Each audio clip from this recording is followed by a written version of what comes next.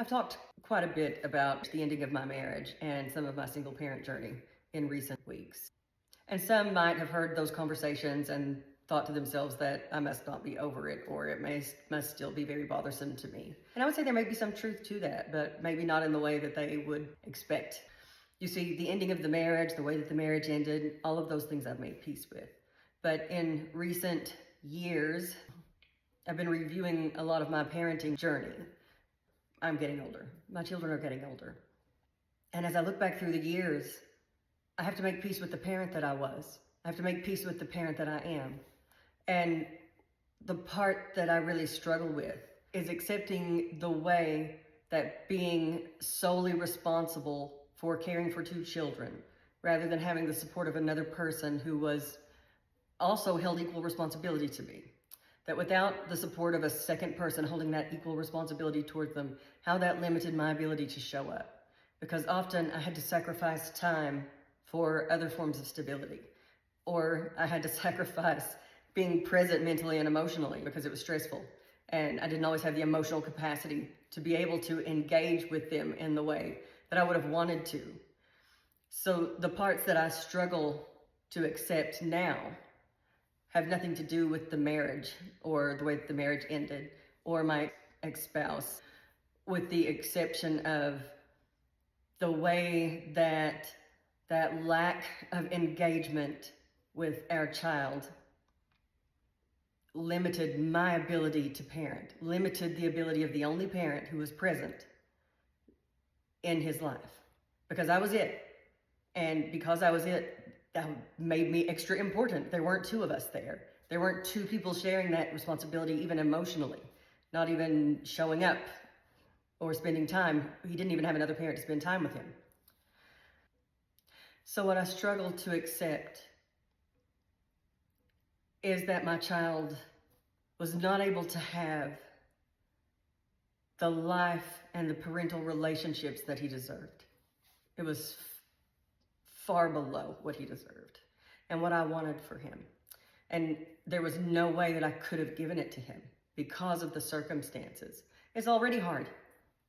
I mean, typically we care so much about our children that it's almost impossible to meet that standard anyway. When you love someone so much that you believe they deserve everything and more, we can't possibly meet that standard as human beings. But you add to that human limitation, now we're down from two people sharing that responsibility to one. We get even further from that mark of even being able to meet his needs fully. Emotional needs, need for connection, need for support.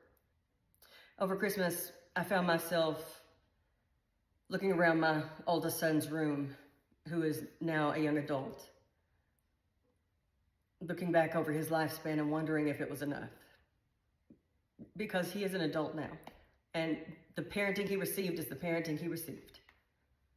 The same is true with my youngest. He's just not an adult yet. But the parenting they've received up to this point has been what they received. I will never be able to go back and redo any of that, even if I'm able to do things differently from this point forward. What has happened has happened. And I find myself wondering if it was enough, and what I know in my heart is that it wasn't. There are so many things that I wish I could have done differently. And a lot of that surrounding time.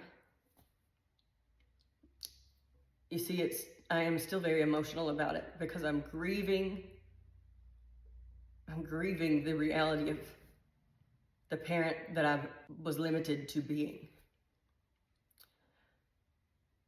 I'm grieving the parent that I wanted to be and the ability to show up as that because my circumstances just didn't permit it.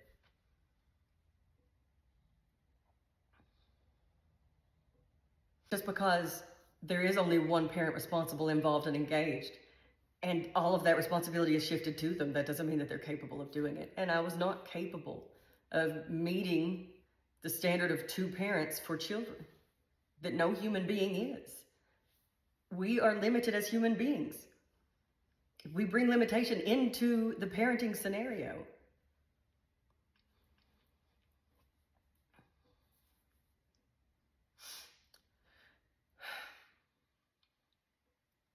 so in reflection, I wonder if maybe I should have fought more financially, if I should have pursued child support and things like that to a higher degree, because I didn't, I surrendered those things for different reasons. I surrendered those things because I saw that as a way of creating more stability and safety for my child. Because I saw it as one less thing that could be retaliated for, that might influence or affect my child. And while I was successful in that, that decision also influenced my availability, the availability of the one parent available to my son.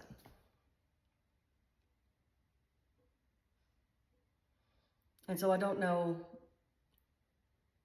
well, I know there were no perfect answers. There were no ideal scenarios. And that's just the truth of a divorced co-parenting situation.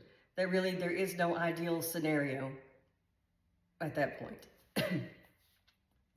And as such, there were no ideal answers. So I don't know that I would have done anything different looking back.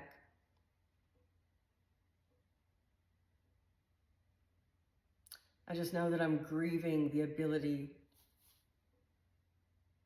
to have given my children what they deserved and what I wanted to give them.